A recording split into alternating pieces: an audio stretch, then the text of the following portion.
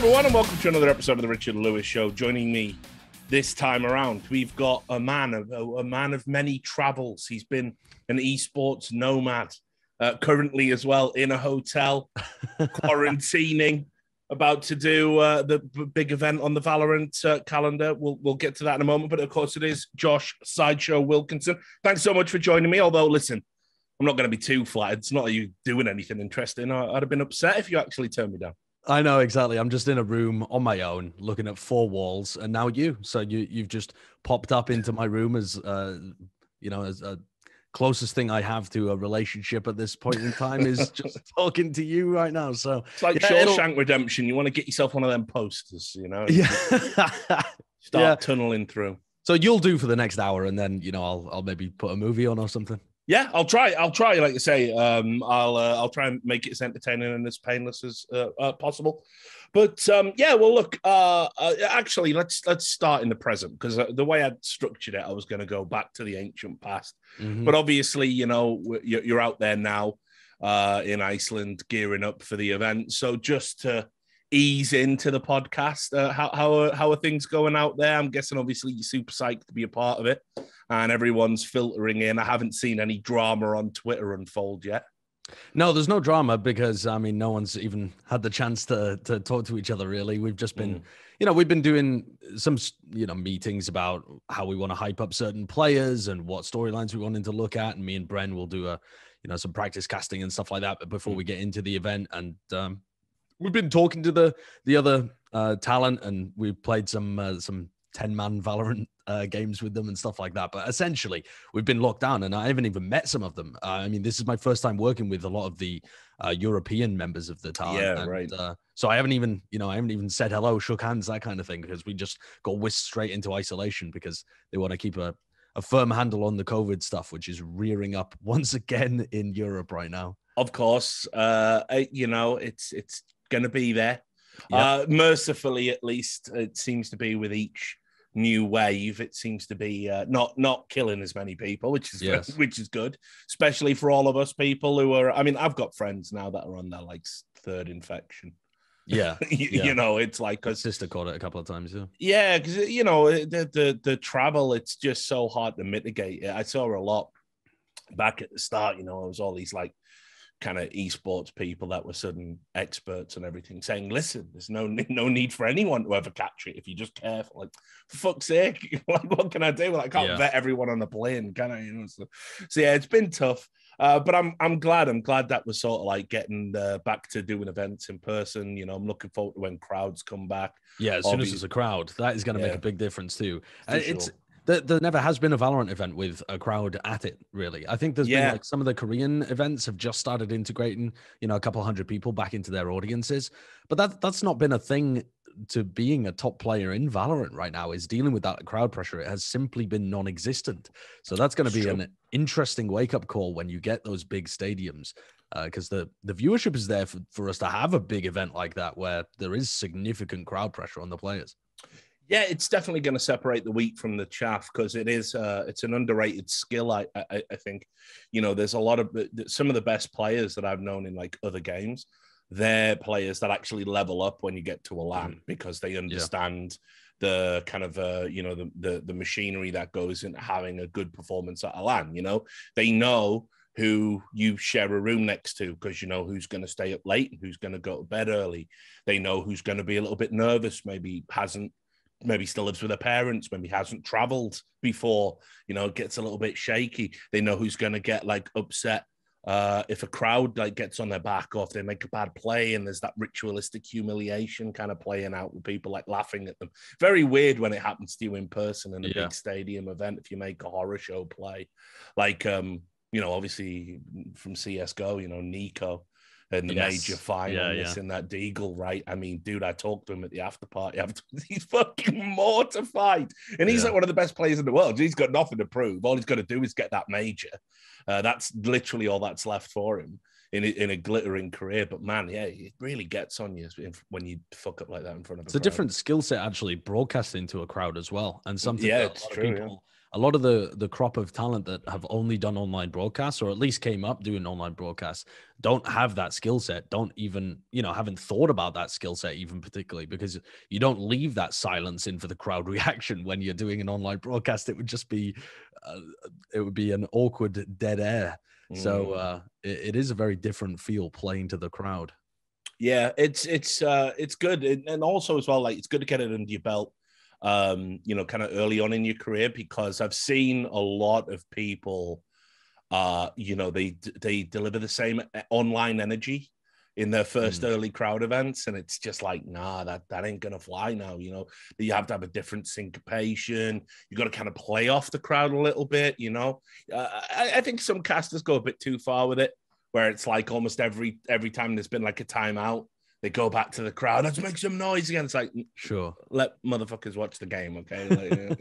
Like, but in general, like understanding how to play with a crowd, and understanding as well that in those big moments, they're really gonna pop, and you've got to get the call just pitch perfect. Yeah, it's always interesting. Like I know a lot of the Valorant talent, obviously, many of them from other games, some endemic, and I just think it's got an embarrassment of riches right now, and I'm really looking forward to seeing who goes on to be the very, very best of the best, people that can work with a crowd and give us some like hype moments for the esport. Yeah, it's going to be interesting. I think a lot of the Valorant talent though at the moment is also getting to grips with the game. I think it's a good team with a lot of potential, but also there isn't as yet, as far as I'm concerned, a duo or a desk group or whatever that is currently defining, how it's done within the game. I think for everybody, and this applies to DDK and Sean as well, they got so few reps that they couldn't even get to that point themselves, even though they obviously had the talent to be able to do so. So I think for everyone, it is still a process of getting better and improving as the game grows. Even though there is, obviously some fantastic talent that's working on the game right now. Yeah, that Sean DDK stuff, hey. We'll probably touch on that a little bit later, but I don't want to front load. I don't want to be like a Greg sandwich where all the fillings on the outside of the lips to trick you in to buying dry, stale bread. Let's talk about Team Fortress 2, because it was one of my favorite games to play. I was in a competitive team way back. That was the tail end of my ability to play, because obviously I'm old as fuck and I'm a boomer. But I love that game. And, that scene, I always felt it was like really underserved. It produced so many like esports personalities that like, and players obviously in other games that no one even knows, because TF2 is like so sort of niche. Yeah. People don't even know they have a background in Team Fortress 2. And obviously you've won an I-Series. You're like Team Fortress royalty. Well, no, the thing is that I-Series was one of the shit ones. Yeah. So there's like, what is there, 3-4 I-Series a year? I can't exactly remember. It used to be 3 a year. Yeah. So the summer one was when all of the big teams turned up for the World TF2 tournament. They didn't really give it a name. It was just the I-Series. Every summer there'd be a big tournament going on. But I think I won one of the winter ones when there was like barely anybody there. And I essentially, I was traveling down. I was at med school at the time, and I didn't actually have a day off. And so I told this mixed team that was going, that had some good players, that we all knew each other, and we were just going to turn up to the event and win the event because it'd be fun. And I told them I could make it, but actually couldn't really make it.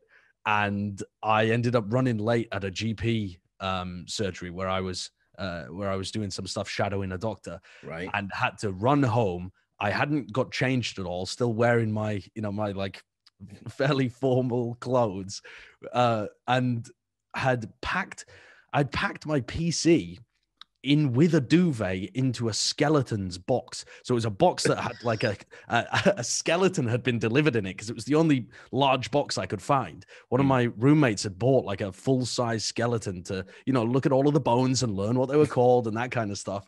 And so I packed this box in. So I'm lugging around something that looks like it's got a body inside, and it's as heavy as a body. And I'm taking it on the train down to, what was it, Birmingham or something? I think that. I-50. That might have been back to Birmingham. There was some in Telford as well, obviously. Yeah, Telford. It might have been there too. I can't exactly remember where that one was, but it was heinous. And I turned up, and the only game I played was the final. They'd already found a sub that got them there in the first place. So certainly unrewarding of any kind of credit for that victory. And listen, they all count. They all count, mate. But yeah, look, so I want to talk about this kind of like the TF2 scene because, I was a very early uptaker of it, like the team we had. It's like a dirty little secret about Counter-Strike players. Even though we're all on the forum, Counter-Strike, Master Race, all that bullshit. The reality is every Counter-Strike player fucking loves and hates the game simultaneously. It is an absolute abusive relationship where the game and the community are utterly remorseless, treat you terribly, but the game is just so perfect in its construction, you always find your way back to it. So when TF2 came out, I mean, some of us remember the original Team Fortress. And obviously, everyone hates Counter-Strike, right? Especially the Source players. So we were like, fuck it. This is the new game. We're going to go all in on this. Fuck Counter-Strike. All my homies hate Counter-Strike. And we jumped in and we started playing Team Fortress 2. And we had a good run at the start. My team was Excite UK. We had a good run. And then obviously the real players started to overtake us all, and we kind of fell by the wayside. Although I think we won the first I-Series with a cash prize. Pretty good. I think that was I-32. That would have been a long, long time ago. That's the thing. TF2's been around for so long that I wasn't around in those early days. I mean, I don't even know how old I was in those days. That really is a long time ago. I kind of came in. I don't even know how many waves. I mean, there are people that still play the game that played it at that period of time. But I started playing, I think, in about 2010 and kind of got to know the people who were involved. And as I got better as a player, learned how the scene was being run as well. Yeah. And I had somebody I learned a lot from that was involved in writing and casting and doing the production on that side of things. Used to write for Cadrid, I think it was. Are you going to say Admirable? Yes, yeah. Yeah. And I think he mentioned I employed him when TF2 first came out. He was like my go-to guy for that. Right. And I realized that there was some kind of in there, like you would open the door or something. But that's what TF2 was always looking for, was somebody that was just kindly looking at it as a game that they enjoyed, as it would open a door into being something bigger than it was, which he never really did. It never really got to that point where it got bigger. And it's crazy. It's crazy. It's such a good game. In the spot where it was just a good game. It was just a good game, and it just lived its little life out as a good little game, and that was it. Yeah, it's crazy. I mean, because it's like not only was it a good game, it was a game where the community really sculpted what it became. Like you had to work. We had to work out how to balance it essentially ourselves, right? Like, I mean, again, I'm saying ourselves, not really me. Like I say, I was an early uptaker, but an early exiter. But, you had to choose like how you do the class balance, what the limits were going to be. There was the big vanilla movement that came back in after the fucking hat update. Yeah. And, I always felt, because as Counter-Strike players, obviously, we complain all the fucking time about CS. It's like, CSGO, look how they treat Dota. But imagine being a TF2 guy. I know. We were always like, oh, yes, we don't even want Dota. We just want a crumb of CS. That's all we want, just a single crumb from the table.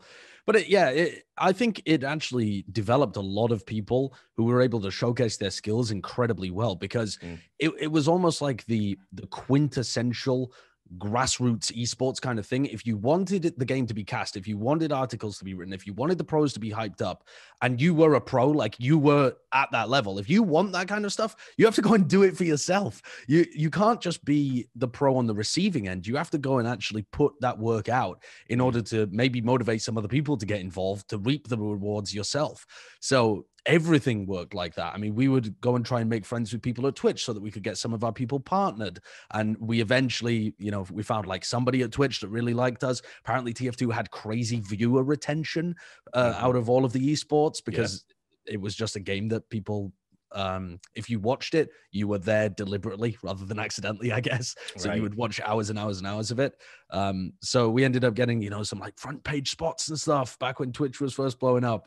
And yeah, just you developed a lot of skills because you had to have your skill set really widened in order to actually be useful. And there was nobody holding your hand, but there were definitely people that could tell you, here's how I did it. And do you want to learn? Do you want to have an opportunity? So there was no way that I would have ever built up any kind of skill set with public speaking, writing. I mean, I was all right at writing, but like actually going out there and trying to write articles with any sense of story or narrative into them, or any kind of news writing of any kind, though all of those skills were built up just by having an opportunity open and a need that was needed to be filled. Yeah, I mean, can you believe as well that it was the first ever community that I got en masse death threats from? Really? The TF2 one? Yeah, mad, isn't it? When is that? So I must have been 2010-ish. It's Really? probably just as you're coming in. I'll explain why, just so Okay. you know.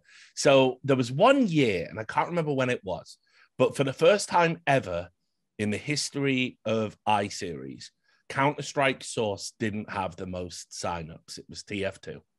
They'd beaten us to having more teams register. You know, it was like 180 odd teams. You know, it was fucking crazy.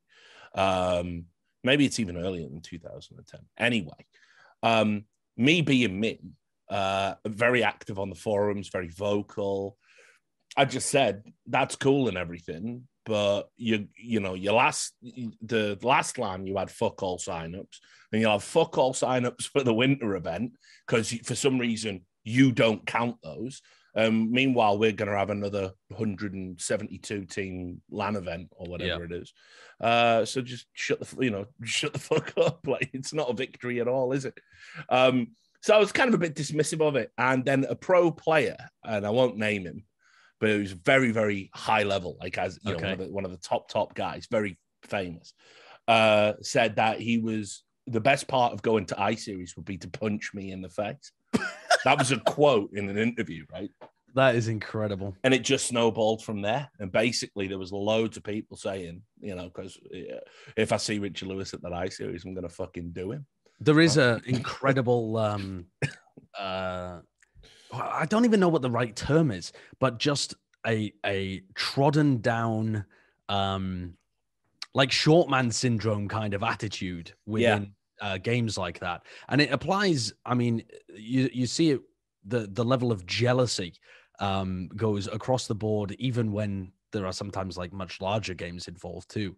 You see it between, I don't know, the CS and the Valorant and the Overwatch scenes, as well, as they all are very spiteful towards each other for no great reason. And I think that was one of the big problems also with the TF2 scene, because there was no oversight by any regard.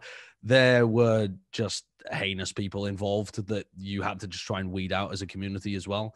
But it was a very online space, and online in the early 2010s was not a particularly kind place to be in. The internet is much nicer now, weirdly enough. Even though there are terrible people around all over the place, I find the general attitudes are a little more empathetic than they were 10 years ago, when people were like, I don't know, angrier for some reason.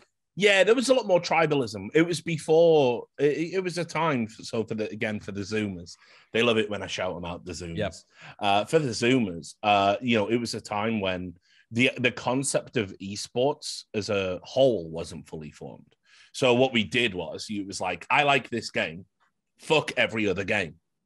I like this one, this is the best one, fuck everything else, I won't even watch that. It's like, yeah, but it would help esports, you know. Revolutionaries like me would go, you know, a rising tide raises all ships, right? And I'd be, no, but how can I like Counter-Strike and Call of Duty? How dare you? You know, I was a crossover guy. I like covered both games. And everyone was like, oh, this is outright. You like Source and not 1.6. I mean, even in the same family of games, there was huge. That's crazy. Yeah, so now I feel like if you watch esports, you're willing to give anything a go. You'll tune in for a bit of Rainbow Six. You'll tune in for, maybe not Overwatch, but you'll tune in for a Valorant, you'll tune in for CSGO, you'll tune in for Dota, you'll watch the League of Legends World Finals, you'll certainly watch the big events on the calendar, right? So yeah, it's like it was a very different time. And the community, it was particularly downtrodden, and I was like, I was inflammatory, I suppose, but still, I was very surprised at how upset people got. Yeah. I mean, so it birthed you. Talk about that genesis, right? Tell me about how you go from you're a player, then you're like, okay, well, I'm a caster as well, because everyone did a bit of everything in Team Fortress 2 scene. So you're there. 1 minute you're playing on an iSeries stage, the next you're doing commentary at an iSeries next to that stage. Talk me through all of that process. Well, yeah, I was just in love with the game. Had no real aspirations of doing anything outside of that and making it into a career or anything. I was not under any delusions that it wasn't going to be a career. It was just, this game, maybe it could grow a bit bigger. But then once you get to that kind of level and you're a player that understands how the game is played and you know all of the other players and you speak English, at that point you were literally ticking all of the boxes. That was the minimum requirements. So it was like, okay, well, get a mic in your hand and you can come and help out so you can broadcast some of the games. And I remember actually the first cast that I did, I've listened back to it since now. It's still up on the internet. I can't remember exactly what teams were playing, but I have an extremely thick northern accent because at the time I hadn't softened it out at all. Right. And I was also, my teeth were chattering because I was nervous because I'd never done anything like it before. I'd never done any public speaking at all. And there was only 400 people watching. I remember that the viewership was not large to any degree, but it was an unusual situation to be in because it had the feeling of being, I didn't stream at the time either. So it had the feeling of really being like you were talking to a lot of people rather than just being you discussing it with another person. It was part of the like the fake professionalism of it, because when you're in a tiny esport, you try and put on suits, dress up and do it all. I mean, not that we were doing that for an online broadcast, but there's the tendency for small esports to overcompensate to that degree by trying to be more and more and more professional. Yeah, and that was an industry curse in general back then. Jittery. Yeah. So anyway, I did some casting. I enjoyed it though, and went back into it, and eventually just decided that I was going to be able to have way more impact on any potential growth within TF2 by pursuing those kind of avenues, by trying to write more about it, by trying to cast more, that kind of stuff. And it always interests me. Like that side of things, the side of putting on a show, working on a project, trying to make it something cool that other people enjoy. That's a driver for me. I've always been a very big people pleaser, which is something I've tried to tone down heavily within the last 5 years because it's a terrible character trait to have sometimes. But it's definitely was a big motivator back then. Well, when did you get bit by the bug, would you say? So like when were you like, you know what? Because obviously you're doing medical school stuff. You can fuck off, go do that, right? Make money, save lives, whatever it is, whatever motivated you. And not do esports, right? Always tempting. And yet, you've been a guy, like say, you've stuck around and worked across many, many projects over the years. So when did the bug get you? I think it would be about 2014. So I'd been streaming for a couple of years at that point, and had started to build that up and was really enjoying that aspect of things too. I love streaming and always have done. And then was enjoying the commentary, but saw it as just something that I was doing kind of on the side. But primarily at that point, what I was not enjoying was the medical school side of stuff. And all of my efforts and all of my motivations were to try and grow the TF2 scene at the time, to make it bigger than what it was, because I thought, oh, there's some potential here for it to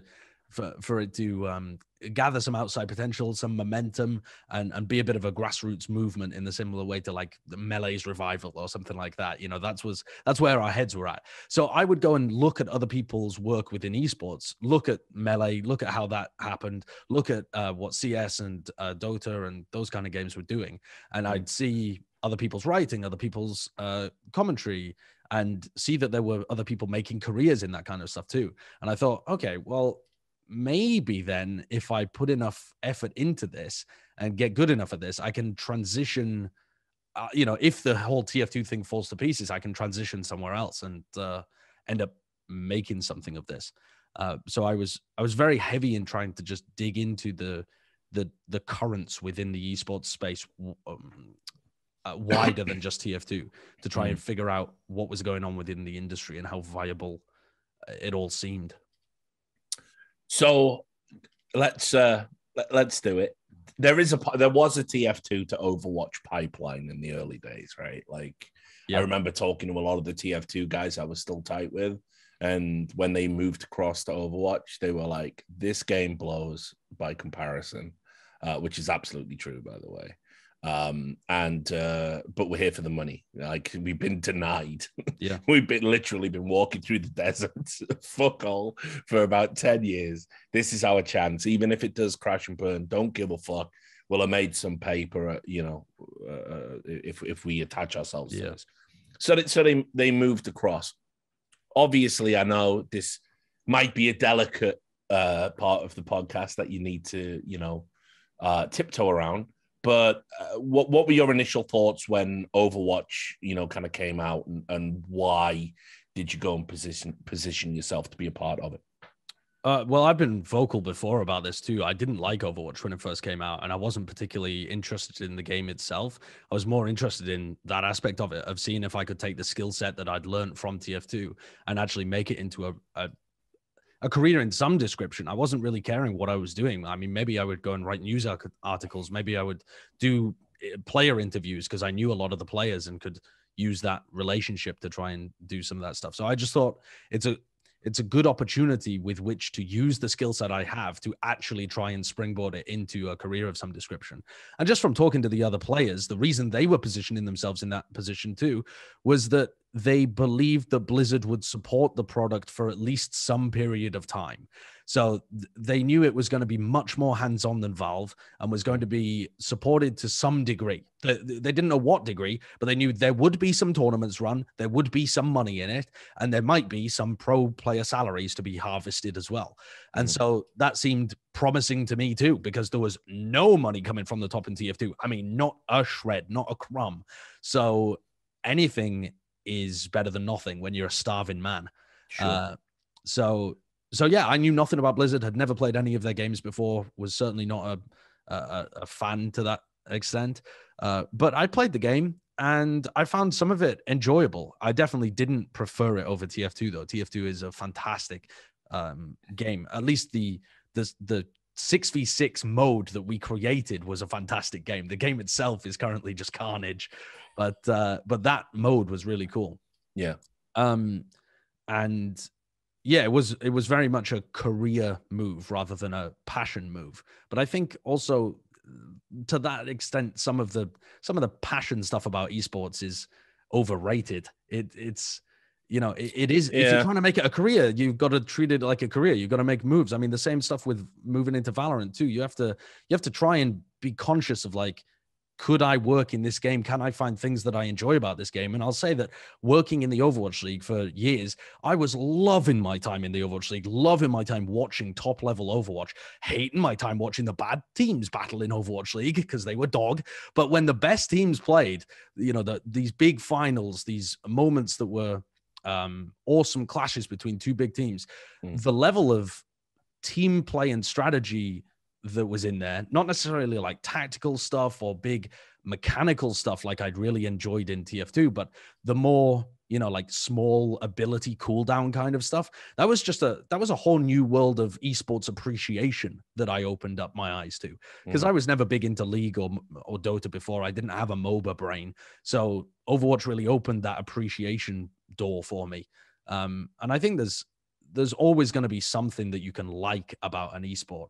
And I've tried to approach a lot of different games like that too. Like, never played any Halo recently. When the new one launched, I dug super deep into all of the strategy around Halo and found it to be pretty interesting, like fairly interesting, fairly entertaining, and not something that really gets talked about too much with the product. So I really do think there's stuff to enjoy in pretty much every game. I mean, you are just commentating over video games at the end of the day, so you can't get too attached to like, this is my one true love and I will never step away from it. But I know that's a very big thing with the CS guys. They do have their one true. Well, we got lucky because obviously our fucking thing's been around for 20 years. I mean, you know, so yeah, you picked the right one if you wanted longevity. But you know, some esports, man, it's ephemeral.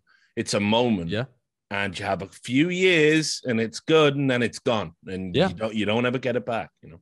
Yeah. But I don't think that's necessarily a bad thing either. I think there are, if I was working in a normal job market, I would expect that to be true to some degree as well. If I go to work at a startup, I'm not expecting to be there for 30 years. That's not the job market at the moment. I'm expecting to have a few cool years, work on a project, maybe do something important, and then bounce. That's the way that I'm thinking about esports right now in general. Not that I have the goal to bounce, but that I have the openness to be able to when the reality forces it upon me. Yeah, I'm still in sunk cost fallacy mode. That's pretty much a summary for my entire career, really. But yeah, I mean, like I was never snooty about what constitutes an esport, or what an when one of those ones comes along and it's like, it does feel a bit faddish. I work PUBG events. I've done a Fortnite event. Back when I was in the press trenches, I've covered a Left 4 Dead competitive tournament. I've covered an Angry Birds competitive tournament. You know what I mean? I've fucking done it all. Deeper than I have, for sure. I don't care. I'm not even against mobile shit, which, by the way, like, that make all my purist buddies, I'm sure you can guess who, fucking they don't care about mobile at all. But it's like, like, it makes total sense to me. Like, esports is just, in my mind, right from the start, I was always like, yeah, it's any competitive game that can have a discernible skill ceiling, that people can compete against each other. That's it. You've already got the bones there, and it's just sort of how you express it. Yeah. So look, the best part of Overwatch for me, I can't watch the games. And that's obviously probably not what you want to hear as a commentator, but I would occasionally sit through them to sort of hear what you guys were doing. And I always thought the best thing about Overwatch League was, I'm talking about it in the past tense already, was the broadcast. I really do think you guys elevated what would have been a bland and mediocre product without you, for real. How do you feel about that? Well, first of all, appreciate that. But I also, I think I agree with that too.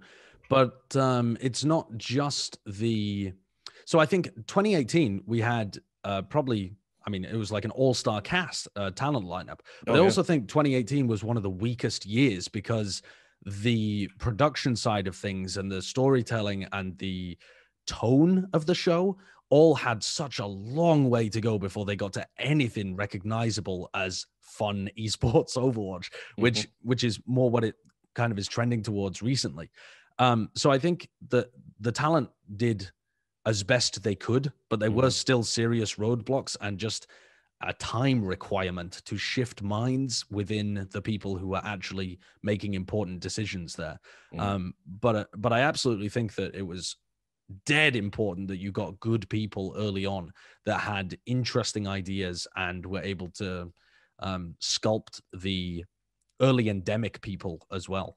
Because that 2018 Overwatch League lineup, They whipped out the checkbook and got a bunch of people involved that I learned an enormous amount from. It still feels weird, actually, not being surrounded by people significantly better than me on a broadcast, because that's just how it's been in Overwatch. I mean, Mitch is the greatest play-by-play that we've got in esports, in my opinion. You've got Puckett, who I just learned so much from, like unbelievable amounts from, in terms of how to craft a show and how to actually make a desk and a broadcast function.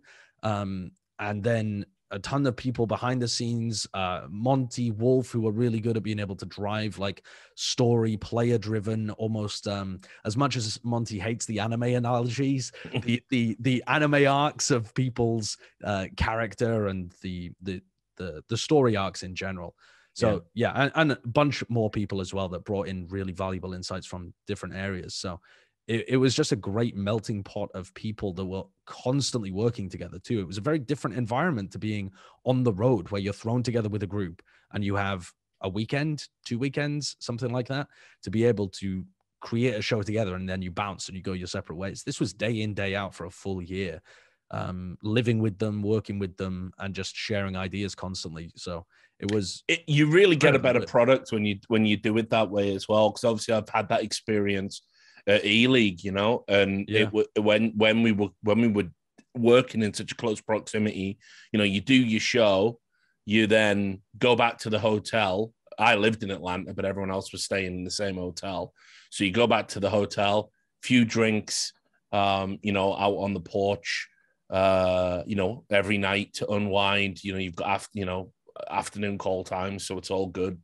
And you know, we were so keen to like really represent CSGO the right way. I mean, shit, man, like even on a night out, we were talking about show ideas and storylines and what content could we make. You know, I'd be calling, you know, like you know, vice president of the network at fucking 11 o'clock at night. Listen, can we get this team ready? I've got a wicked idea for content. Make sure they're there. Yeah, brilliant. It was such a great collaboration. And honestly, I don't think Overwatch fans, I don't think they remember that era, you know, back, because I get it, you know, it's Semler, it's Monte Cristo, it's Doa, it's Crumbs. These guys were perceived to be like outsiders and maybe even tourists a little bit. But it's like you say, I don't think necessarily the value was just what you got on the camera. I think the value is what happened with those intangibles behind the scenes. Because I've never heard anyone say anything bad about those guys to work with. I've heard 1 or 2 people sort of say, you know, they were there for a paycheck and they feel a little bit disgruntled that maybe they weren't getting that same money. But other than that, you know, it's like I think that was a golden era of Overwatch that people will hopefully revise once the league dies. And what was more important to pushing the product forward was getting the people who are in charge of making production decisions shifted around. There was large turnover within the staff at the Overwatch League level. And what actually made the difference to the product itself being better was those people changing around rather than the talent. I mean, the talent going in and out, it's not like the crop of talent that came in for 2019 or 2020 made the difference. They didn't massively improve the product, but I think it did improve in those years because we had better producers working on the show. We had some of the lower level producers that have been working on the game, knew the game better, knew the players better, and so were able to make better decisions when they were promoted into those decision making roles. And a lot of the people who were involved in the almost snake oil salesman pitch of it being the new NFL and all has to be buttoned up and everything, they ended up drifting out. And the people who came in were more about putting on something entertaining rather than putting on something that pretends to be what it isn't. Yeah. And you know, I think, like, don't get me wrong, I think I've seen some of the newer talent, and obviously, like, there was some guys that, like, I mean, like ZP, he got massively fucked over in the first place by just not being part of it. Like, he was a guy that had done all of the commentary for all of the pre-Overwatch League tournaments. You know, we had him out at the E-League one that I was told that I wasn't allowed to host. Yeah. Because if you criticize Blizzard, you're not allowed. And so, you know, like, they brought him back. That was good. I think there was a number of guys that, came through that did good work. And just also, it felt like there was some people that really needed more time in the spotlight that were now getting it. Uber, obviously, being one of them, you and Bren, another example. Zoe, who I think is like low key one of the best, like most talented hosts in all of fucking esports. And you only see her on the Overwatch League, and even then only fleetingly. I want her on camera all the fucking time. She's great. She's funny. She's musical. Like she runs a really good death segment. She can like improvise. Like this is somebody you want a camera on them as much as possible. They add value to your broadcast. So two very different eras with different philosophies. But as I said, the one thing that was consistent in the Overwatch League as I saw it is that the talent pretty much held it up. I genuinely believe that. Yeah, I think it speaks to getting it. One of the things I made a video about this when the Shaun and DDK stuff happened and people were talking about the co-streaming and all of that stuff. I thought, watch that actually. Yeah. I thought I'm in a pretty decent position to talk about this because I do a lot of the co-streaming element and have worked on a franchise league that does these kind of things and have been involved in talent and that kind of stuff. And one of the biggest things that people on the outside don't realize when they're talking about talent is that there is no real good reason for this. It's just because there aren't enough good people behind the scenes in esports because it's not a big enough field yet. But the talent drive a lot of the conversations around what the community likes and therefore what your product should be looking to, the jokes they should be looking to try and make, the tone that they should be looking to try and make, the stories that are currently being talked about, all of that kind of element. And they also know the game way better than the people who are doing the production. So they have the skill set that they have to go out and help everybody behind the scenes to make their jobs a lot easier too, from the production side point and the like engaging with the community side point too. And that seems to be something that's missing from the community perception of why talent are important. And again, inherently, it does not have to be talent. If those people were super ingrained in the community as well, then they would do those jobs. I mean, if you work at a traditional sports thing, I'm sure you'd be able to attest, a lot of it is production driven. It's the production selling things to the talent as, hey, I've got a bit about this, or hey, I've got a stat about this. Can you sell it? Do you think it's compelling? Yes. There you go. You're giving it. It very rarely happens that way around. It did to some degree towards the final year of Overwatch League, but it was still mostly going to be talent giving stuff to producers. Producers go away and make it, and then they get it fed back to you. And I think that's where you get your value out of your great talent, is them thinking beyond just their on-camera role. Yeah, and I like I say, I feel that the broadcast itself is like, it's right up there in terms of all of the good broadcasts in esports with, Riot Games, League of Legends, LCS is probably number one for me. But it's crazy when you think about the disparity in terms of, how popular it is as an esport and the type of cultural penetration that it's had. It's got this really, like, it's got an S tier broadcast, but it's got a B tier game. It's like, it's crazy. So this is the segue, now that I've blown all that smoke up your ass.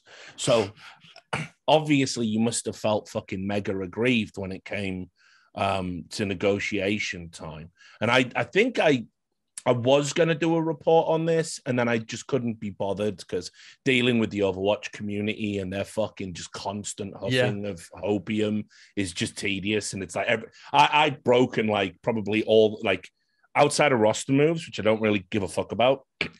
I think I've broken the biggest stories in Overwatch, and I literally couldn't be less interested in that, competitive space. And, they always say the same thing, like, oh, he's just making it up. He's a hater against the league. He doesn't like Activision Blizzard. So this time he will be wrong. And, of course, I'm right every time. And I just thought, you know what? For something that I'm sure Sideshow will say himself, is it even worth reporting it? But anyway, my understanding was there were a number of things on the table that seemed to be a little bit unpalatable. One of which was this game exclusivity that was being demanded of talent that had opportunities to potentially work in other games, i.e. Valorant. And obviously, of course, the money wasn't commensurate for that demand either. It was like Activision Blizzard seemed to want to have their cake and eat it, in the sense, you will be loyal to us, but no, we will not pay you a fair industry rate for that loyalty. So talk me through the negotiation period, and is it as bad as what was communicated to me?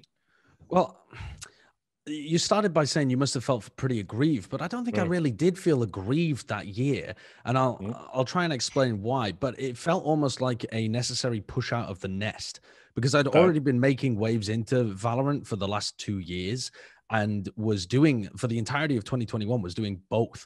I was doing, full-time Overwatch, and then also doing essentially full-time Valorant. We had a full Valorant podcast. I watched every game from all around the world, was doing like multi-regional analysis, and then trying to create YouTube videos and stuff for it too. So it was, really deep diving into that, and did an event at the end of the year too. So it felt like, a bit of a kick out of the nest, more so than them backstabbing me or anything like that. I didn't feel aggrieved towards them. But as to the negotiation process, I mean, I've been vocal about this as well, that the reason that we decided to turn down the offer is because it just didn't make sense. It wasn't a good offer. It was significantly below market rate for just what I would consider to be a average. And then I don't consider myself and Brent to be average within the Overwatch League. I think that we're one of the bigger duos that you want to be keeping around. So yeah, that was why we didn't end up keeping it, that offer. But the exclusivity thing is definitely something that Overwatch League have wanted in the past, and it's something that I think franchise leagues, as you move forwards, are going to start wanting more as well. That just seems to be the wave with talent. I'm not sure why. It makes sense. It makes sense. I totally get it, right? I mean, you think about how a sports broadcast is constructed. Makes total sense, right? Like the value for your broadcast is in, I get to listen to the best. I know who's associated with your product. I get to listen to the same voice every week. I get to listen to the good. These are the best people, right? You stand by the people you hire. The problem is in esports, there's a demand of exclusivity. That should make you serious fucking bank. You're taking everything else off my table and saying you will only eat this. And that's fine. I'll do that for a year and maybe 10 years. But it better be fucking delicious. You know what I mean? And they weren't making it delicious by any means. But I also don't think that I don't think it's even a sensible thing to do for franchise talent, because the way that our contracts work is that we're essentially kind of salaried, right? Like we were given, this is your rate. We're going to negotiate a full year's contract with you. You are an independent contractor, but we are going to be using you for all of these games all throughout the year. And that's what we did, whether it was desk or casting, we just did all the year. And then if your talent are driven enough to go and work other events on the side, other bigger events, other smaller events, whatever, that to me should be added value in terms of recognition, like brand recognition outside of Overwatch League. If I do stuff, if for example, using Golden Boy or Pocket or something as an example, if they go out and they do a big event, say they do like an E3 or something, and then they're back on Overwatch League, that only helps Overwatch League, in my opinion, because it elevates their product. They're using the best talent that are also going out and doing these premier events. And I think that would be the case if they went and did other esports too. As long as they're not taking time off of your thing or energy and attention away from your thing, I think it's a foolish thing to try and seek, because they also don't have the pay to be able to justify it in the first place. So yeah, when I did the first year, I think I had something in my contract. I'm trying to remember. I think I had something in my contract the first year that said I couldn't do other FPS game stuff. But I also wasn't planning on doing any other FPS game stuff, so I wasn't really bothered about it in the first year. And then the 2021 year, I was able to do other events. So if it wasn't if it wasn't part of the Overwatch season where I was working, 4 or 5 days a week anyway, then I could go and do a Valorant event, which is what I ended up doing. We worked at LCQ, the event that was cancelled in October due to COVID. Right. Yeah, I remember that one. Yeah. So that was also the event where Mitch was unable to work because he had a different contract layout as well. So, we negotiated that at the beginning of the year specifically to allow me to do some Valorant stuff on the side when I had the schedule with which to do so. But in 2022, I completely took any exclusivity off the table, and we were searching for something that was more to do with kind of more fluid part-time offer where if I wanted to go and schedule outside work, I would be able to do that. And if I wanted to schedule some Overwatch League work, I'd be able to do that as well. And they had a framework for it. It wasn't like that was unattainable for them. They were happy for me to do both. It's just that the rate didn't make sense. And it was following a decrease in pay from 2021 as well. So at that point, if you're going back into doing more live events and the pay has been adjusted for it to be a work from home kind of situation, and then that carries over into the non-work from home, well, at that point, no, there's just too many things that don't make sense there. Yeah, I mean, look, I think in general, you know, you also kind of like, one of the things talent always have a problem with, you know, I'd say 70 to 80% of all talent I talk to is knowing their value. And that can be the most common end. Gee Willikers, mister, I'm just so happy to work your fucking event. You're a $1 billion company and you're paying me $500 a day for 14 hours work, but I'm just so happy to be a part of the big show. Thanks for having me. You got that. That is like the mad mindset of the average member of broadcast talent. And then at the other end, if I don't get 10 grand a day, I'm not getting out of bed. Oh, wait, no one's hiring me. I wonder why, you know, and that's rarer, but it does happen. You know, I was always stunned because given everything I've said, outside of that initial splurge to bring in the likes of Monte Cristo and Doa and guys like that, they never really, like, I don't think you guys got the bag you deserve for doing the work you did in Overwatch, and it frustrated me hearing that, frankly. Yeah, I think it was a different situation again for myself, you know, Bren, maybe Hex, you know, some of the other talent that had much smaller pulls than the big people that they got in early year. Because while we weren't on the, you know, we'll do it for anything, the offer that we were given in 2018 seemed pretty reasonable for us, actually, for the position that we were in, which was essentially that we were endemic talent that knew the game incredibly well and would be very helpful to the broadcast, but we weren't anywhere near the same caliber or draw that they were trying to get with the other people involved in 2018. So I think the offer made sense. It just never really grew as our pull grew within the community or within, you know, some stuff that we were doing outside of that too. So when you made the decision to kind of leave, you know, the announcement comes out, the community were very sad to see you go.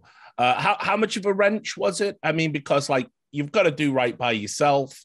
Valorant's there. It's not going anywhere. Obviously, it's your jam. You know, maybe even more so. Well, certainly more so than Overwatch. So was it like an easy decision to make, or was it one where you were like really conflicted?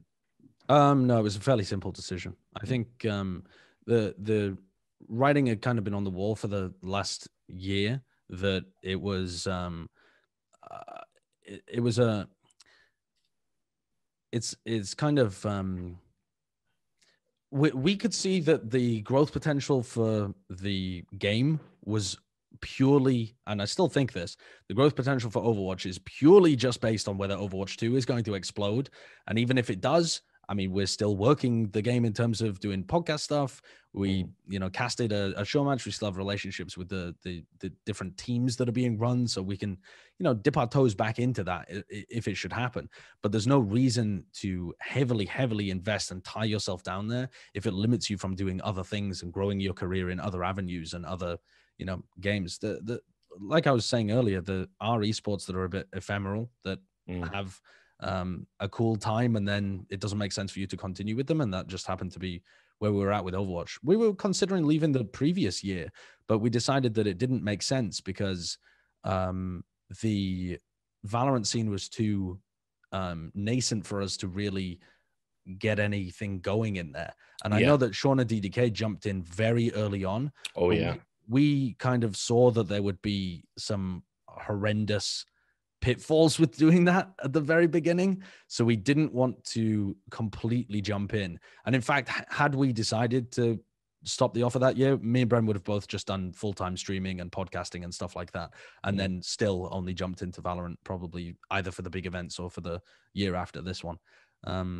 So yeah, I think, but it wasn't too difficult of a decision because we'd already put the groundwork in place, and I think that's very important for esports in general, is that you always think ahead to what am I going to do after this opportunity disappears, because it's an unstable job market. Oh yeah, you're not wrong there.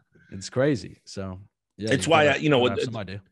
No matter what you do in esports, I always tell people, like, build up your fucking platforms.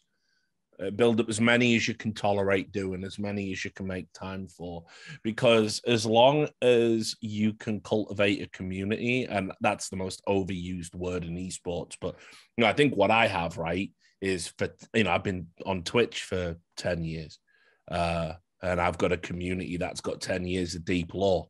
I can turn on my stream any time of day, guaranteed to get a minimum of 1,200 people tuning in. I've had that for a long time. I stream infrequently, but it's enough to make a few thousand every month. So whatever, that'll cover the rent. Then obviously I've got my YouTube, and again, it's a receptacle for chopped up VODs essentially from the stream, but I put that there. I've got my Twitter, 125,000 people on that. I've got my Discord, 6,000 people, and it's like, people don't seem to get it that there's going to come a time in esports where you are fucked. Right. And it's like, you are going to have to go solo. You're going to have to wait. It might be over for you. You might never get another broadcast again. So what do? And if you want to stick around, you've got to create opportunities for yourself to be able to kind of like be adjacent to esports without and be able to make a living without being beholden to somebody hiring you or being in the good graces of a games developer or whatever it is. So many people don't do it, dude. I don't know why. Yeah I've talked to a lot of casters that don't do it, trying to encourage them to do that. And I think a lot of people that do commentary are in it because they love commentating, and they really just, that's the thing that drives them.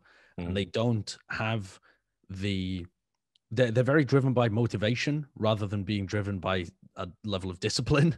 And so they just do the stuff that they enjoy, but they don't do the other stuff that would be helpful for them as well, which is build the stream, build the YouTube, build all the other stuff. Right. And a lot of people also just say, I'm not good at it, but you weren't good at commentating when you started either. So start fucking getting going, and then you'll get better at it the more stuff you do. It's another skill set that you're developing too. You're developing an ability to entertain seamlessly for hour upon hour upon hour. That's very different to doing commentary. And a lot of commentators are really fucking bad at streaming. They're terrible. I tune into their streams and I'm like, then again, bro, what? Some fucking streamers, even the most popular ones, are really fucking terrible at streaming. That's also very true. Yes. Yeah, there's some inexplicably popular streamers out there. Let's be real about it. But yeah, I mean, so look, the next part, obviously, is you then come across into Valorant. Was, after you left Overwatch, was there any consideration that you might just walk away from esports in general, or was Valorant always kind of like part of the plan? You felt comfortable and confident that you would have opportunities when you came across. Yeah, Valorant was always part of the plan. One of the reasons that I felt confident is just because they'd reached out when I was still doing Overwatch League for the original Masters Reykjavik, actually, in Iceland, where I am now, which was a year ago. I wasn't able to do it because I was scheduled to do Overwatch League stuff, so I couldn't take time off. And then they'd reach out, for LCQ as well. So I was like, okay, well, there's some interest here in working with me. So I'll go and pursue that. But again, if it fell through, then I still have other stuff that I can go and do as well. I have a company that does podcasting that's we would be able to do different stuff in that. I can do co-streaming, I can do streaming, so I don't feel beholden to I don't feel like I need every single job in Valorant, otherwise I'm going to perish. I'm fine just doing an event when I need to or when they ask me to, and crushing it and just seeing if the next one pops up. Yeah, I mean, it's been a good start, obviously, but when you see things like what happened with Sean and DDK, and again, maybe we have different framings of it. So, do let me know. But for me, I think that is, I wrote that article about it.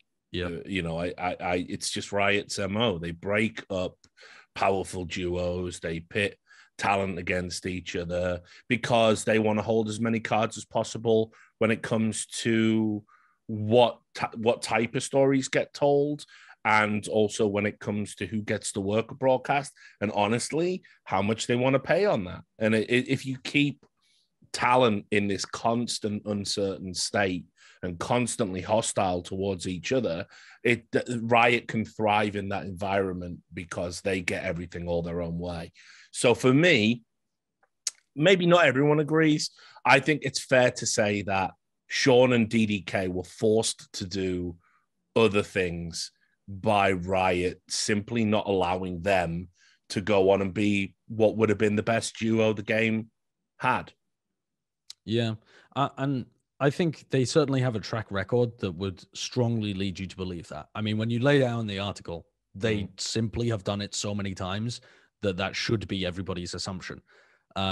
I also think, though, that there are other things at play here with Valorant 2, which I dug into a little bit in my video about kind of the franchising element and looking at kind of the talent pool that they have available right now and trying to try different people out. Like, I think I don't know this by any means. I haven't talked to people about this at all, but I think it's very possible that myself and Bren got hired, instead of Sean and DDK for this event because they were looking to bring over a North American duo that they hadn't tried out yet, that they just, wanted to throw one in there and see, hey, do these guys work? And like I said, that's just a possibility. But I think having that framework in your head of the reasons why they might make those kind of decisions that aren't purely malignant or malicious might give you a different framework for why certain decisions might be taken. But at the same time, I've had other casters get in touch with me after this situation and say, "Oh, what the hell do we need to do? Like, how do we look after ourselves, etc." But you just have to communicate properly with other members of talent. You have to inform them if things are going on, decide if you want to collectively act together, and decide if you want to collectively negotiate for certain things as well. I mean, that's what we did with Overwatch League. We had a year where we were collectively negotiating to stop pay being cut. That was a thing that happened early on in the league that people fought pretty heavily back against and ended up getting reversed. And then I advocated that for recent years with Overwatch League while they were trying to mess up some other caster rates as well. And those other casters never got together, never talked to each other, even though they were in the same positions. And they ended up getting the bad end of the stick there, where they would have been able to do something about it, I'm convinced. But people don't like to they don't like to fight. People don't like to actually take a stand for what they think is important, whether it be on a broadcast or for rates or anything like that. And I don't mind doing that. I'm perfectly happy doing that because, again, I'm down to bounce. If you want me out, fine. I'll go and do some podcasting or streaming or whatever. I don't care. But it won't stop me from trying to push for the things that I think are going to be beneficial. I'm not just going to do it to be greedy, but I'll just try and be beneficial for at least the collective. Are you not worried about that? Because, I mean, again, I can tell you, when you say stuff like that, there's going to be a Riot executive that eventually will stumble across this podcast, or maybe it'll go to Reddit, in which case the people they pay to literally read Reddit will see it.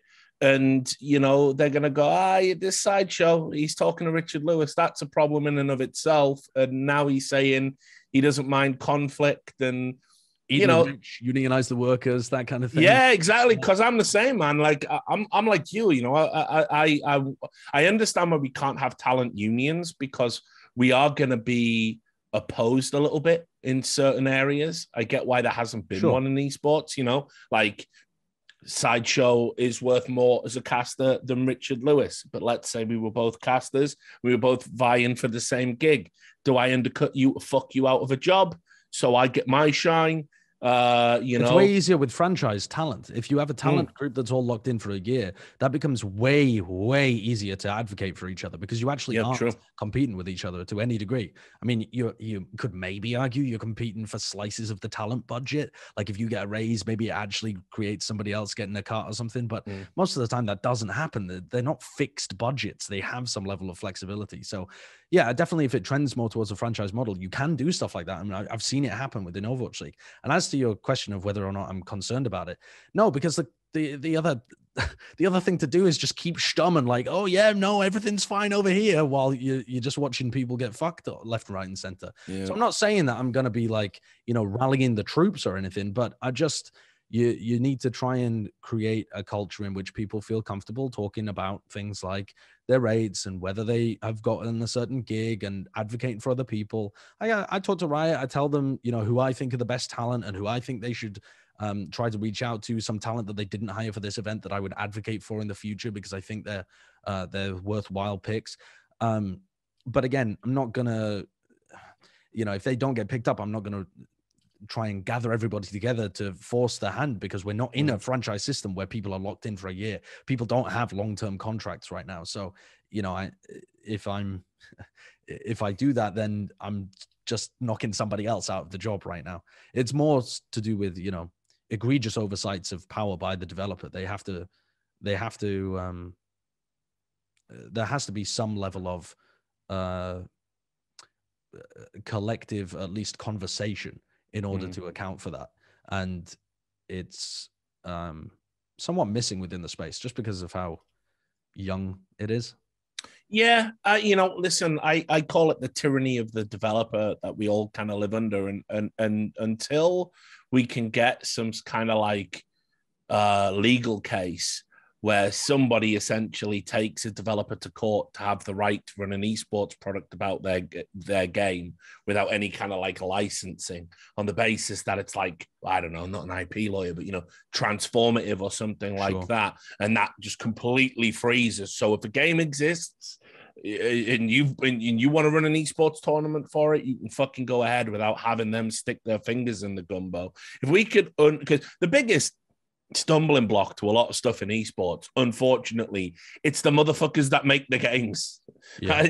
That's the madness of it all. They make this incredible game, or rather, actually, no, they don't make incredible games. Let's also be real about it. League of Legends was a piece of fucking shit in 2009. It was garbage. Anybody who played it would have, and wasn't on the take, wasn't essentially being bribed by Riot, would have told you this is garbage. HON is a way better game.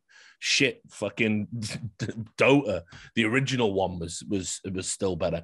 But the reality is they get in, they start controlling things, they start throwing money at it, and so eventually you help build their scene up and you think they're going to be benevolent and grateful, but they never are. They've all got these like God complexes. It's like you made a fucking shitty freemium video game. Like you didn't fucking cure cancer. You haven't invented a flying fucking car. But these guys go on to labor under this delusion that they're like the smartest guys in the room. And therefore, any idea they have about their product, about their game, about their esport, about the people in their orbit of their esport, it is correct. It is gospel because they made the game and they're so super smart. It's like it's insufferable and it's suffocating and it stifles development of good products. It's really fucking hard to continually push that boulder up the hill. At least it is in my experience. But I've been doing it for 16, 17 years, so I am fucking weary. Yeah, and I definitely ran into that with Overwatch, especially at the beginning. There was a lot of pushback on I can't even remember specific stuff at the moment, honestly, but certain assets we would want to run on the desk, or certain jokes that you'd want to do, or bits or something that would stray into territory where they're like, oh well, we don't want it to reflect badly upon the game, or the game needs to be the center point here, where you're actually working for, it feels like there should really be a separation of church and state there, Yeah. where the broadcast has the freedom to be able to do their own thing. But that's not the world you live in. And I think one of the skills that I've really developed is the ability to bend the ear of suits whenever I can, and try and talk them around to a point of view, because that really is something that I think a lot of other people, or maybe not a lot of other people, because a lot of people haven't even interacted with people in that sense. But when you're trying to talk to somebody that doesn't know the situation as well as you,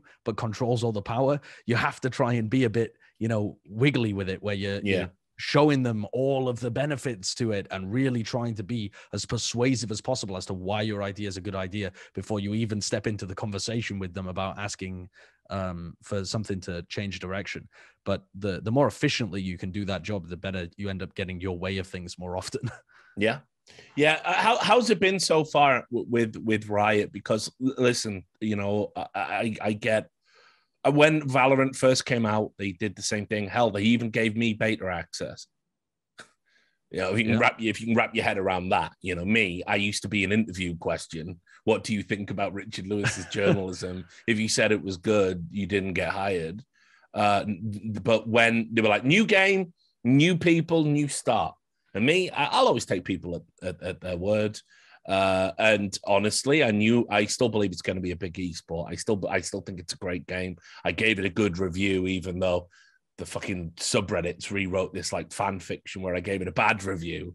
And I hate the game because I'm being paid by big CSGO, big Counter-Strike to put down any rival game. But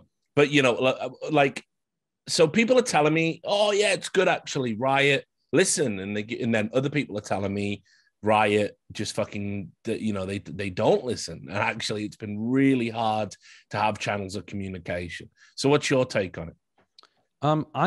I've found my experiences to be very positive here in terms of having direct access to people involved at the top levels of producing, and those people have a direct line to the people involved with the development. And so things get passed from talent to, the development team, not in terms of like game balance, but, maybe like the HUD needs changing, or there's a certain observer tweak that needs doing. And those things have a very fast channel of communication, which is extremely beneficial. I think we've been working with Nerd Street Gamers for the North American VCT broadcast as well. Yeah. And the people involved in doing that broadcast were extremely receptive to our feedback on, what needs to change, and were very hardworking in terms of making a lot of the adjustments that we really wanted to implement for this stage. Myself and Bren had some, big ideas about what we wanted to do with the desk in particular, because I feel like that was a very weak point of the broadcast, and something that honestly just across the board in esports is pretty weak, that needs beefing up.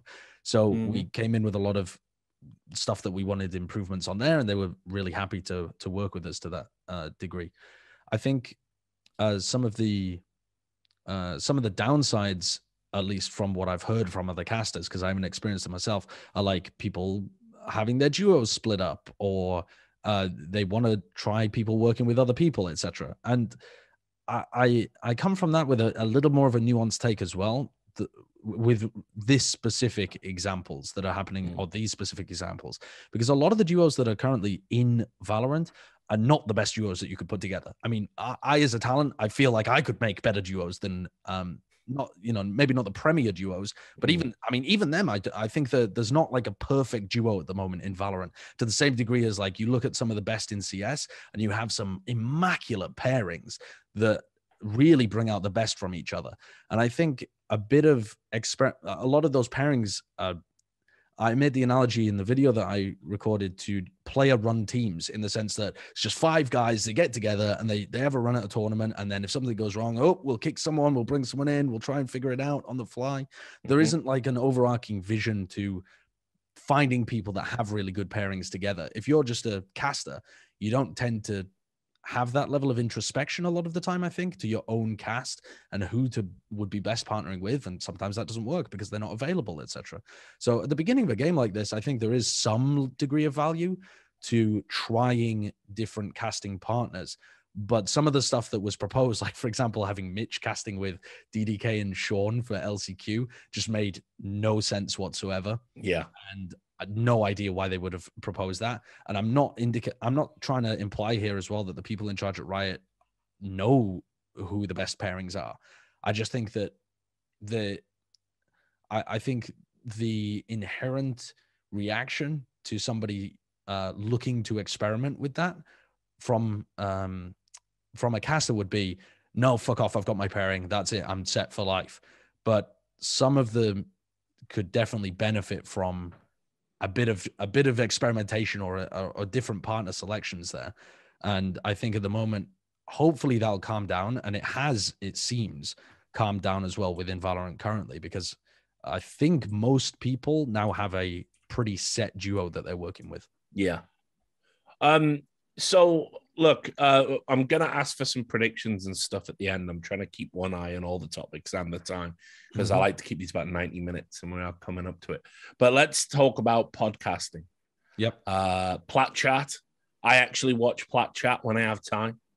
I enjoy Plat Chat. Yeah, like for real. Like, you know, listen, I'm not one of those guys, because I'm always working on something.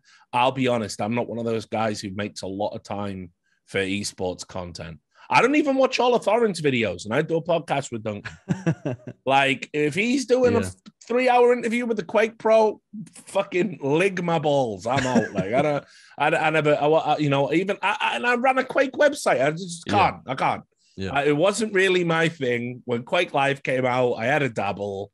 I got to meet some cool people, but like, it's fine. It's fine. It's great content. He is the esports historian. I'm glad he's preserving that, but I've only got so many hours in the day. So I watch mainly his polemics about CSGO, so I can talk about it on the show. But I actually do watch Plat Chat. It's one of the few, like say, esports podcasts I consume. And I won't say regularly. I skip out the odd episode, but I do think it's really fucking good. And I'll also add, I like the fact that you're doing, it's pretty high level production value for an esports podcast, honestly. Yeah, like, shout out to Kurt. He's a god. Yeah, it's like pretty good. That's another TF2 guy, by the way. Oh, yeah? Yeah, he's a TF2 guy that did observing and stuff like that within TF2. Played as well, of course. Yeah, and then did some observing actually for, I think it was an MLGCS event at one point too. Just for, you know, a couple of times to try it out, and then has a background in film studies. And when we decided to start this up, he was just living in Buffalo with Wyatt, who's on the show. And they were like, have you got anything interesting? And we were like, yeah, do you want to come and just live with us in LA, and we'll see if we can find you a production job. And that was exactly as COVID hit. And so instead he's just ended up doing production for Plat Chat and just kind of being a part owner in that and helping us out. Yeah. I mean, you know, it's been great. I especially enjoy the episodes that Mimi is obviously on. She's fantastic. Excellent talent. Yeah, seriously, a bright future for real. Like low key, one of the few esports Twitter accounts I actually follow. Yes, very funny. Yeah, she does some funny stuff, and I think she's got a bright future. And it's good to see someone who's younger not be bothered about like being opinionated and stuff, because a lot of people tiptoe around it. Yeah, she's fucking awesome. But I think you've got a great podcast. We've used the word product a lot here. I'm trying to steer away from it. But I want to talk a little bit about kind of like, again, the construction, like what you want it to be. Because when I'm researching for Valorant, I see all these interviews and it's like they're quotes from players when they came on Plat Chat. Yeah. So it's like, so a lot of the game's history is tied up with this podcast. And it's like, but it's also irreverent. And it also doesn't mind dunking on people, and it's like, it's this weird mix of, it's kind of like a By the Numbers and a Richard Lewis show smashed together, in the sense that it's got a little bit of everything. So talk me through the creation of Plat Chat and what you want it to be. Well, it started out as an Overwatch show, and we still do an Overwatch show. Yeah. And the idea was just the 4 people involved in doing broadcast talent, because we had synergy together. Myself, Bren, and then Mr. X and Reinforce were the 4 people that started it out.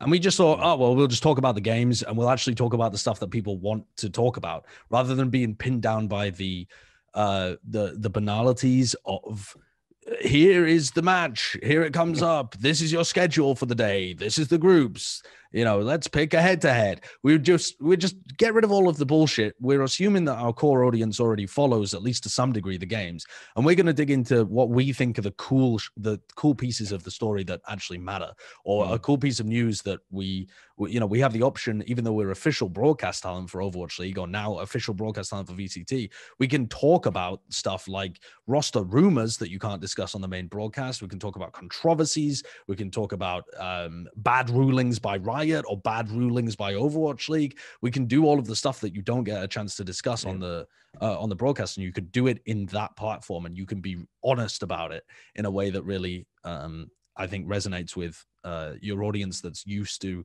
seeing you in a more, buttoned up kind of feel. So yeah, that's what we're doing. I think part of what we're doing with Valorant as well, though, with regards to like Mimi, for example, Wyatt, Bala, is talent scouting too. If we see a good member of talent that we like, we try and snap them up for Plat Chat and try and get them integrated. And that way, we're getting people way earlier than they get recognized for the big events. And we have them on our show because we know that they're funny and they fit in with us and they're talented and analytical. And so, yeah, that's what we're going for. We're going for some people that absolutely know the game. If they have to be able to provide some high level analysis as well. And then you've got to be funny. You have to be able to fit in too. So it's trying to balance both of those worlds. Yeah, and it's like, it's such a no-brainer. I really don't understand why there aren't more esports podcasts like, what we do. Because like I said, by the numbers, same thing, really. We got a sponsorship from Alpha Draft. Yeah. And the reason it's called By the Numbers is it was meant to be a fantasy show. Yes, yeah. It doesn't really resemble a fantasy show anymore. We ditched that 3 episodes in. Yeah. I said to Alpha Draft, I'm like, look, listen, we can sit here and say, well, Cadian's not doing very good. Look, he's minus 14 points and it's garbage, right? Or me and Duncan can just talk about what's happening in the scene and people will thank you for sort of allowing us to be off the leash a little bit. And that's what we did. And, now it's like, it's really funny because I've been watching some of the earlier episodes, like the very first season. And it's like, man, we were actually whole lives ahead of us. Actual happy smile. Oh, mate. Like me, naive, loving esports. Still loved it. Yeah, that was all pre-E-League, pre-loader, pre all the drama. But yeah, so we start. So it seems to me insane because like I'll occasionally see threads about Plat Chat. They get deleted very often, but occasionally, you'll see some thread where it'll be like, oh, Sideshow once said something I don't like, or Bren, you shouldn't dunk on a play. You're going to make Soulcast fucking cry again, or, and you see these comments and it's like, have you ever watched a sports podcast? They are fucking... They're way worse. They're way more brutal. Oh, yeah, you ever watch Colin Cowherd or fucking... Skip Bayless is fucking outrageous. Like, Dak Prescott came out and said, like, I'm depressed because my brother died. And Skip Bayless was going, yeah, a real leader wouldn't say something like what? This is like the most outrageous shit I've ever heard. But he knows what he's doing because it drives engagement, of course it drives clicks, and yeah. And so, I don't think we've fallen into the clickbait universe of Skip Bayless or anything, but it's got to be like, it's meant to be fun. It's fucking sports, man. Yeah. And on that topic as well, you have to lead at the beginning of a esport by example, I think, and try and put out put the tone into the community that you would like to see. So, we're happy to tackle, bigger topics. Like, I mean, within Overwatch League, we're happy to talk about the Activision Blizzard, the stuff that was going on within the company and the lawsuit and all of that kind of stuff. We discussed that on the show. We're talking within the Riot universe about various different stuff that's happened. And then setting the right tone for what you want from, like a critical analysis point of view as well. Like, what is the tone that you think is acceptable for like roasting a player or making a joke about somebody or whatever. That is, you know, you don't want to start an esport by pussyfooting around that kind of stuff because you set the idea in the audience's head that stuff is off limits and you don't want to touch it and you dance around it, which I think is a dangerous thing to do. You need to get stuck in immediately. And that way the audience really realizes that, oh yeah, it's fine. People aren't going to cry and piss their pants about it. I mean, like, I think Valorant's got a big problem with it because, like, you know, and it's a problem that's going to metastasize. That's such an outrageous word to use, but I've done it. It's there, you know, because it's a young audience, right? It's younger than a lot of other esports, and you know they catch feelings quicker because you do when you're a teenager. You know, I remember. I'm not so old, I can't remember what it was like. You got a lot going on in your life, a lot going on in your bodies, a lot going on in your mind, and you know you're in an esport, you're on the internet, and you gravitate towards a certain player, and you see somebody say something mean about them, and your instinct is to do what all the Zoomers do, and that's get the pitchforks out, the digital pitchforks, and go after people for expressing an opinion that's very much within the wheelhouse. And the thing that fucking I just cannot stand, mate, is that the players know this and they really lean into it in Valorant. Like you would get I mean, I've seen one or two people do this actually in CSGO recently, but the general rule of thumb, if you cried over people criticizing you on a broadcast in CSGO and you took to Twitter or Reddit to try and like rally the fans, you get fucking crucified. You get laughed out. Like the casters would be wrecking you that day in your next game, like, you know. So when I see it in Valorant, it's like players going, oh, my feelings. It's like, come on, man. Like, fuck your feelings. It's sports, bro. I think most of the time, I think there've been very limited instances of that happening. But even the instances of it happening, you know, it's the kind of thing that it feels weird anytime it occurs because it just shouldn't at all. But I mean, the only thing I can think of is like, for us, I mean, is that we left a player off a top 20 list, and he ended up going crazy at the LAN event. And so now there's just a meme about him being the top 21 player. He's just like permanently referred to as a top 21 player now, even when he does incredibly well. So I think, you know, like leaning more into the comedy aspect of it as well is good there too. And trying to make sure too that you're not, that you're not taking stances that you can't justify. Like I think some people try to go hard because they think that is what you're supposed to do, and they invite the kind of fight to them because again they feel like that's what I see the people in Counter-Strike doing, so I've got to do the same here, you know. And there really is a middle ground that you can toe that's much more reasonable, where you can heavily criticize somebody without looking to start beef with them.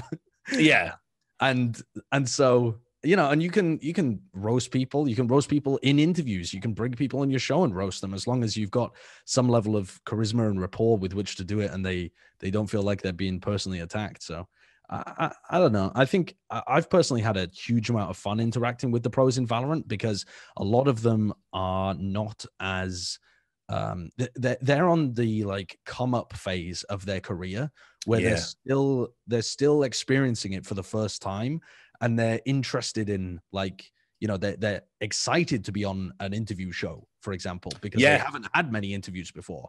And so you can really dig like deep into them and ask them some critical questions, and they'll give you some very thoughtful answers because they haven't been media trained. They haven't had like that same question asked to them 1,000 times before, and they just know that the response is like, yeah, we'll play our game and we'll get them next time. It's you get much more real reality out of people when they're in that beginning phase before they get jaded. So I've been having a lot of fun with it. I'll tell you a funny story, and you can tell me if anything like this has ever happened to you. So me and Thorin, I brought him up quite a bit. We're not usually joined at the hip like this, but anyway, we were doing a dream hack, right? And basically, we would, I can't remember, we were in a separate studio to the event. It must have been Cluj-Napoca, I think. And so it was a major, but it was the pre-bit. It was like back how it used to be before you went into the major legitimately. You know, we were doing some desk segment and we were talking about Fnatic, right? Then this is obviously, you know, the great Fnatic team.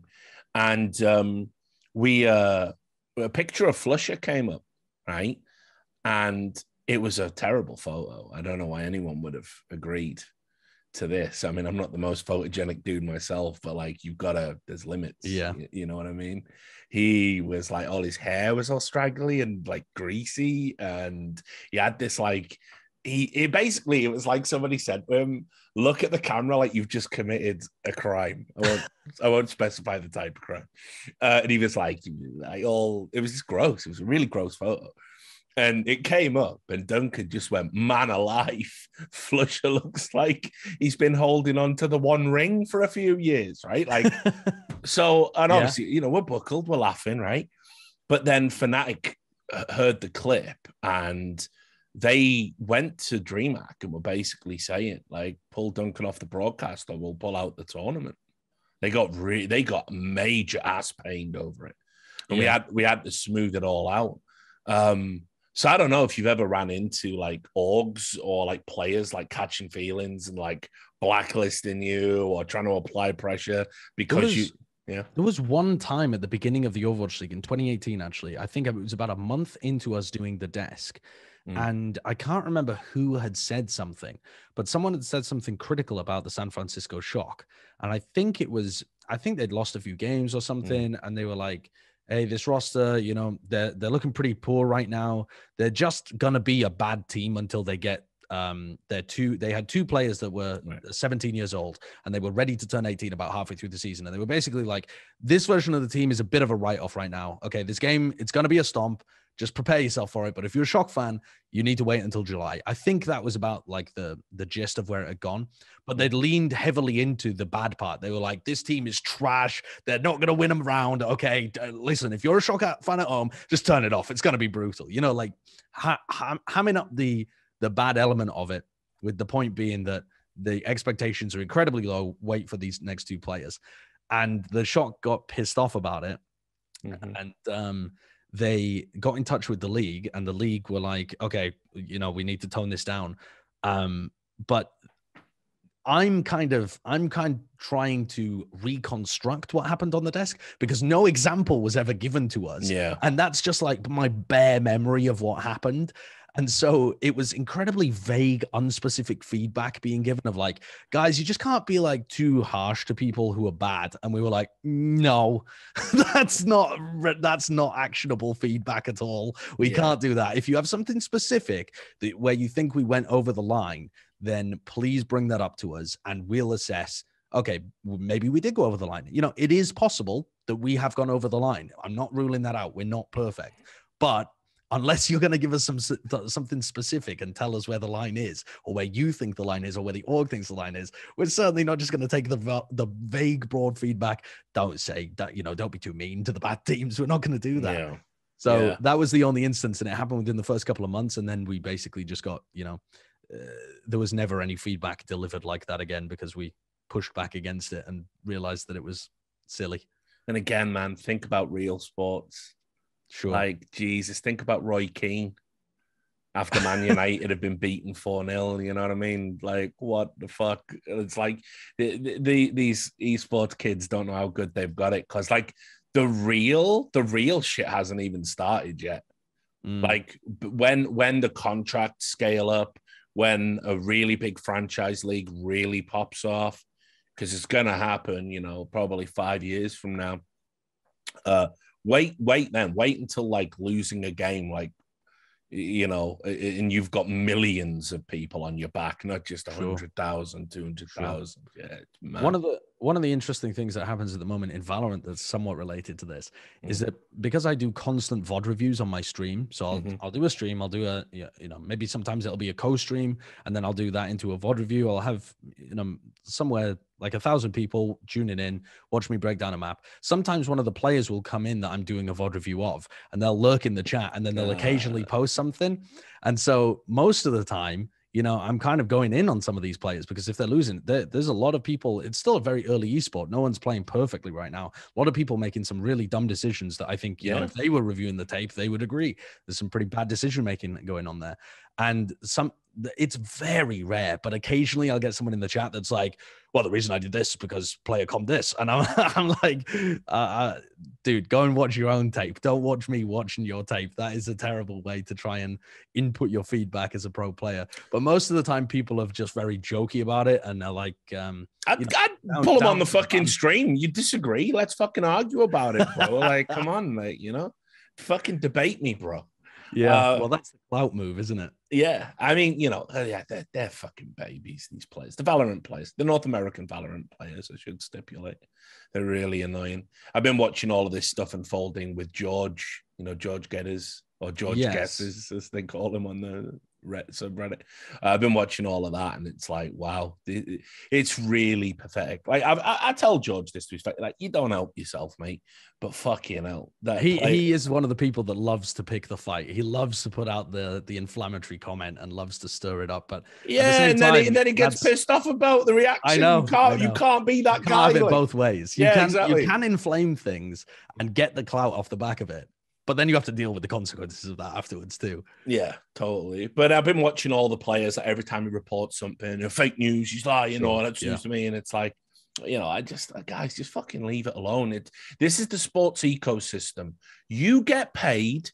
You're probably getting paid fucking loads of money a month, right? If you're a North American Valorant pro or one of these big influencer orgs, right? You get paid. There's an expectation you're going to be good. So guess what, team social media? Yeah, if you're dog shit, you're going to get criticized because you're making fucking mad Skrilla. You're making hand over fist money and you're delivering subpar performance. In some cases, you're not even competing. You're not entering tournaments to even compete and fucking get better. And guess what? Sorry, I can't.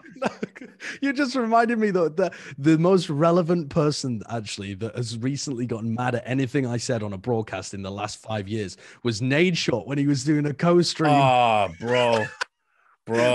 I just the way that 100 Thieves managed that roster was absolutely atrocious. And I said, I said as much on the desk and said that Nadeshot had essentially just been fucking around with his team.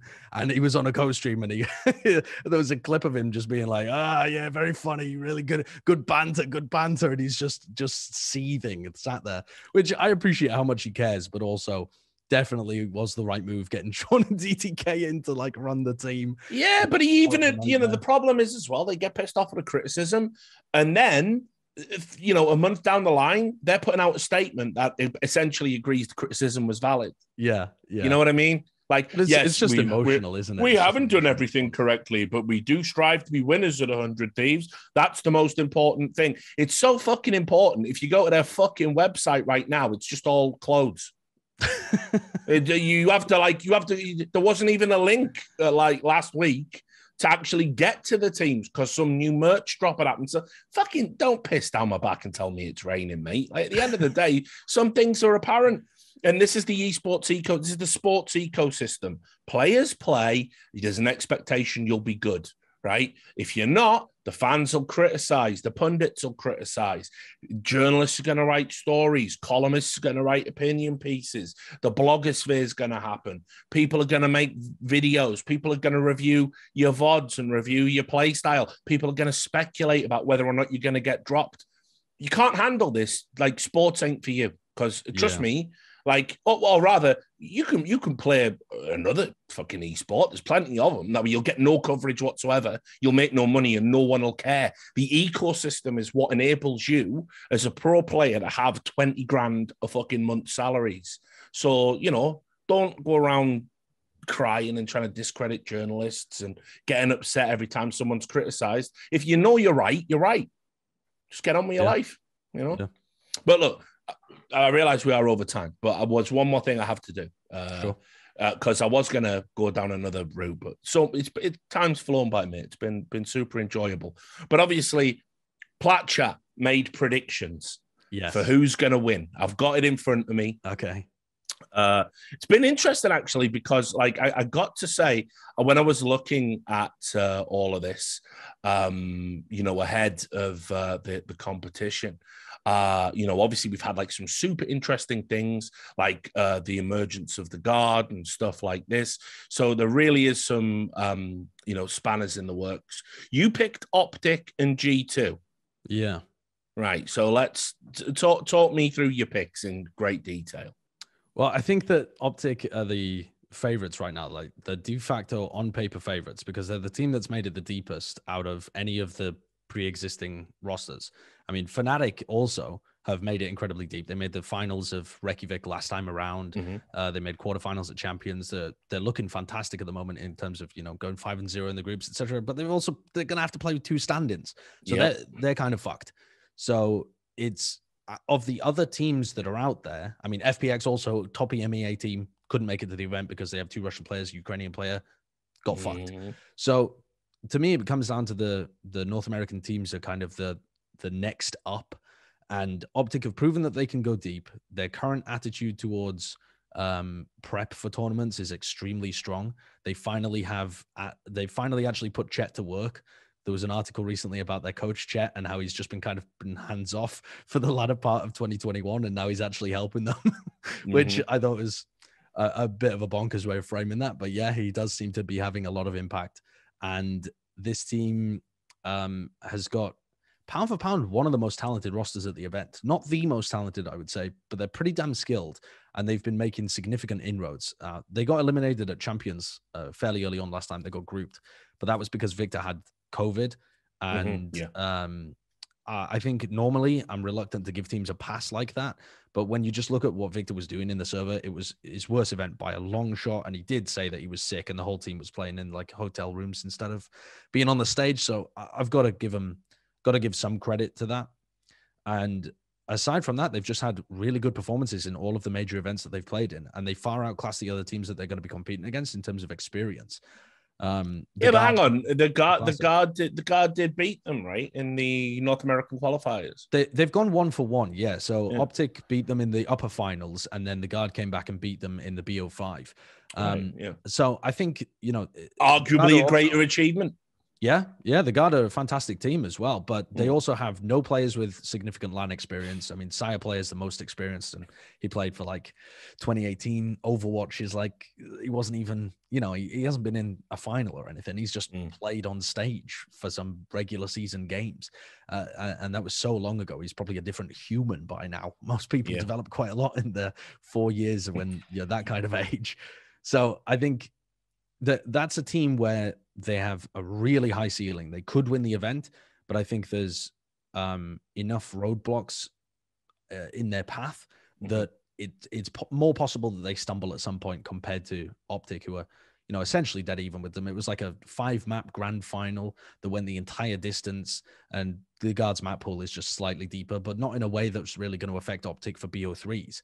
And that's what the majority of the tournament is even going to be. So in order to make it deep, that's your bread and butter is BO3s, not BO5. So map pool differences don't make too much difference there. True. And I think the secret weapon is MCE. Great. Yeah, I mean, obviously I know Matthew from CS:GO, but he was one of the early uptakers, like in terms of jumping aboard and taking coaching like super serious. Like it was 2018. He was the coach of Rogue. And obviously they punched above their weight with that lineup. He coached in Triumph. I think that was the Sheikh Zula line. Anyway, they punched above their weight. Chaos, obviously, where like Leaf and Zephyr and those guys. So I mean, for me, he's like, he low key is the guy that's going to give them that like LAN power. So and he already has with the team already. I mean, they'd be nowhere without MCE, and the players fully credit him as well, saying that he's the driving force behind the team. And I completely agree with that. And I wouldn't be surprised if they won the event too. It's just that it would be such an unbelievable Cinderella run. This team was formed. They got their final player just in January. They've been in a boot camp the entire time since signing that player. They haven't been home at all at any point, and they weren't good in January when they first signed that player. This is a genuine story of massive, rapid improvement up to the top. And yeah, if you extrapolate, I mean, they're just going to be the best team in the world by the end of this tournament. But I think extrapolating that level of improvement is very unlikely to continue on the same trajectory. And they still did have some stumbles. You know, they lost to Cloud9, they lost to Optic. They just didn't end up being matches that mattered. Yeah. But they're straight through to the playoffs. They don't have a chance to like test out the LAN environment or groups and see if they can, you know, get an easy win over a bad minor region team. They're just straight into the deep end. So and work against you, that for sure. Occasionally, yeah. What about your thoughts on G2? And what's the situation with Pipson, by the way? Is he Pipson is their coach? Yeah. I mean, so is he gonna be there? Because I assume so, yeah. Why would he not be? I thought he's Russian, right? Is he? I didn't even realize, honestly. Yeah. I thought he is. Yeah, he is Russian. I have no idea. I mean, as far as I'm aware, he's going to be there, but I wasn't even aware that could be a possibility. So yeah, perhaps he isn't. But yeah, G2, I think one of those teams that's the reason that I'm pretty decently high on G2 is that they seem extremely good at being able to adapt to teams, which I think a lot of that is coming down to Pipson adjusting. And they also have, for my money, the best player at the entire event, which is Nuki, who is a phenomenal talent. I actually played TF2 with him, and then he went on to do pretty well in CS, considering he didn't have very much time playing the game, and then has come into Valorant, and he's been a fantastic player. He's been probably a top 3 player in EMEA since he burst onto the scene at the beginning of 2021. And so there's really not been anybody else that's had, I guess you could like CNED, I suppose, as well, a Turkish guy who's just been incredible too. But Nuki's also taken over IGLing for this team. That almost never goes well. When a star player decides to IGL, almost never works, and it really is working. It's usually the tail end of a team, the death of a team, essentially. But this is really functioning extremely well, and this team has found an identity around the role shifts that they've implemented to really maximize this player potential. I don't think they're the most skilled team at the event, but I think they've got a great team system going right now that is only really rivaled by the other EMEA teams, and they're fucked. So G2 they're clearly going to be the best EMEA team at the event, and I think EMEA is by far the strongest region right now. It's not that North America are miles behind, but they're behind right now. And so I think they're expected to do something good. They're also in a double elimination bracket where they'll have those chances to rematch against teams, and their rematch game is insane. They just learn so much. They implement anti-stratton incredibly well. And any thoughts about Crew and how they might get along? They've looked kind of shite actually in their recent online games, unfortunately. Yeah, it's been a bit up and down. Like again, I don't have a lot of time to catch all of the games, but I keep an eye on the results, because obviously after they got to the semifinals of Champions, I was like, massive result. Yeah, what a fucking story that is, man. The LATAM scene was going crazy for Crew. Yeah. The Palatchat co-stream made it onto Sergio Aguero's fucking Instagram story. Well, he's like a co-owner, isn't he? Yeah, he is. Yeah, he's a co-owner in Crew. And you just saw Connor, one of the people that we had on it, just screaming "Vamos" into the camera as they won that game. But yeah, they went on a fantastic run, but I don't think they're going to replicate it again here. They're a bit behind the meta. They lost their coach. He was supposed to go to a Brazilian super team and then was an anti-vaxxer and wasn't allowed to actually go over to Brazil because of the regulations. I saw that drama. So now he's joined their rivals in LATAM, one of the teams that beat them, although not in a particularly important game. And they've been behind the meta. The stuff that was working really well for them isn't working at the moment. Like, they were incredible in the round 3 bonus rounds, and at the moment they just don't have anything creative that they're really doing there. They still have 2 pretty decent players. I mean, Kesnit should be a top 10 player at the tournament. And Mazzino is actually really stepping up for them currently too, who's their flex player. But they just don't have a consistent enough Jet at the moment. Nags, who plays Jet for them, I mean, it's just such a important position, and he's amazing. So it looks like they're pretty hard capped heading into this one. I think there's a chance that they go out in groups, but they'd really be hoping to try and make the playoffs at least. But I don't think this is going to be another like improvement on improvement on improvement. You're actually looking at Brazil there. If you're looking at the like big team to keep an eye on, it's Loud coming out from Brazil. They've formed a super team, and this is got a lot of people super popular out there. Valorant, dude. Like, I mean, yeah, they fucking love that shit for real. Yeah. So look, man, I've nearly kept you for 2 hours, which is like unacceptable behavior. So I apologize. Although, as I said, you are just stuck in a hotel room. So exactly, just gonna go to bed after this. So I mean, super psyched. I imagine. I don't even need to ask you where we're going to see you next because it's obvious because you're at an event. Yeah. But what's the rest of the esports calendar look like for you as we kind of float towards summer? Who knows? Hopefully other Valorant events, getting in on some more North American VCT action, that kind of stuff, I'm sure. But also just, making cool content outside of the main broadcast is a big focus for me right now. You know, doing cool stuff on stream, podcasting, that kind of stuff, just anything interesting that I can get my hands into outside of it. So that's the plan for this year. All right, man. Well, look, thank you so much for being gracious with your time.